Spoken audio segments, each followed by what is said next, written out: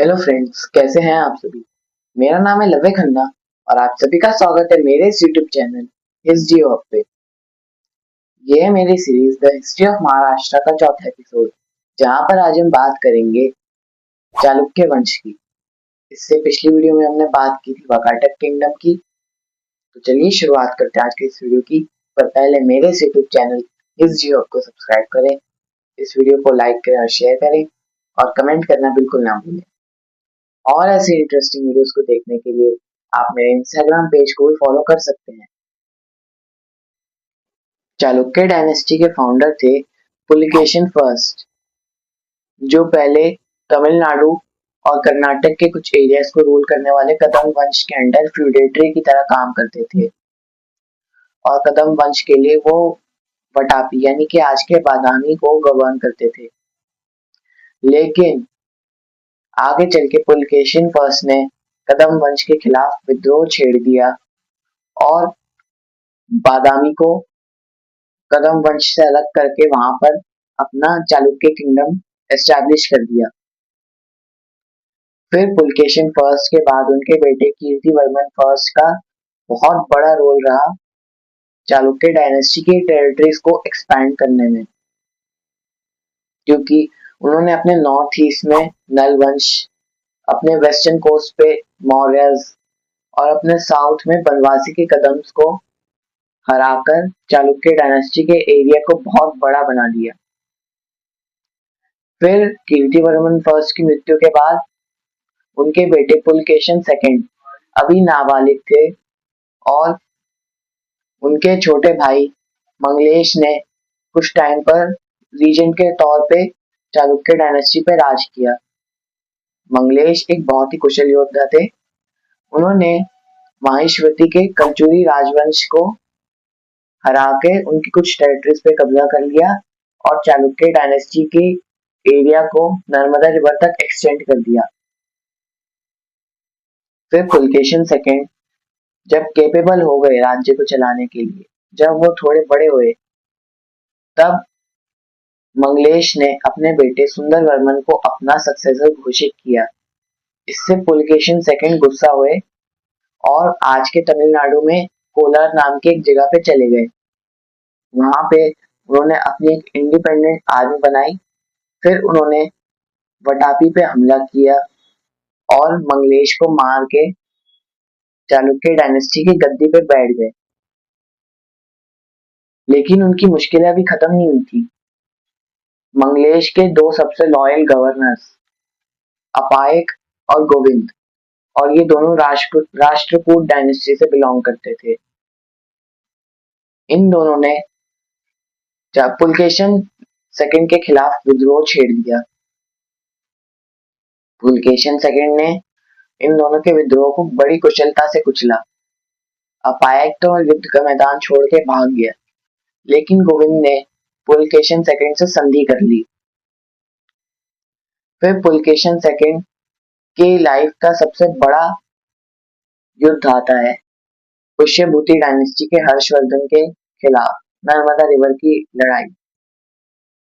Actually जब India के central states को पता चला कि हर्षवर्धन साउथ इंडिया पे अटैक करने जा रहा है, तब सेंट्रल इंडिया के तीन सबसे बड़े किंगडम्स मालवा, भरूच और वल्लभी ने पुलकेशिन सेकंड से हेल्प मांगी। फिर पुलकेशिन सेकंड, मालवा, भरूच और वल्लभी इन चारों ने एक अलायंस बनाई और नर्मदा रिवर के तट पे इन्होंने हर्षवर्धन को काफी बुरी तरीके से हराया और इस वजह से हर्षवर्धन कभी नर्मदा रिवर के आगे नहीं आ पाया और कभी भी साउथ इंडिया को जीत नहीं पाया।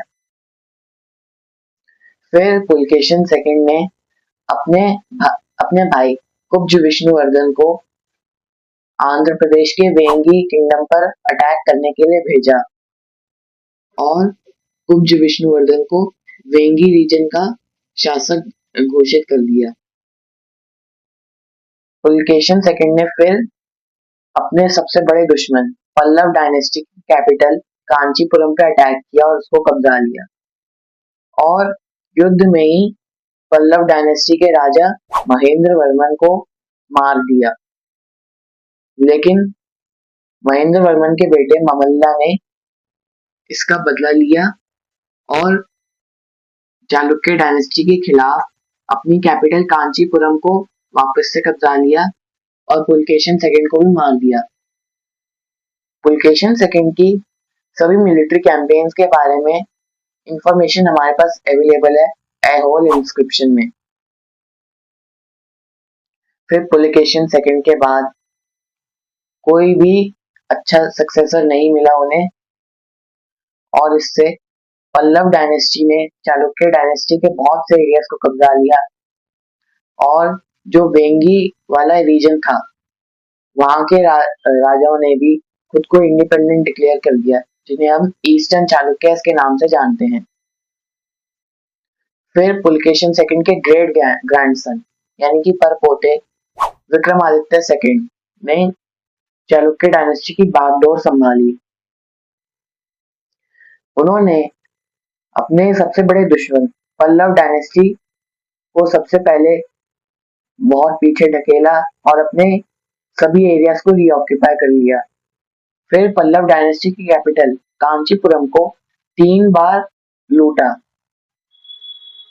और कांचीपुरम में जितने भी किसान थे गरीब, उनकी हेल्प करने के लिए विक्रमादित्य सेकंड ने लूट का सारा सामान उनके बीच बांट दिया, जिससे उनकी इज्जत और ऊंची हुई।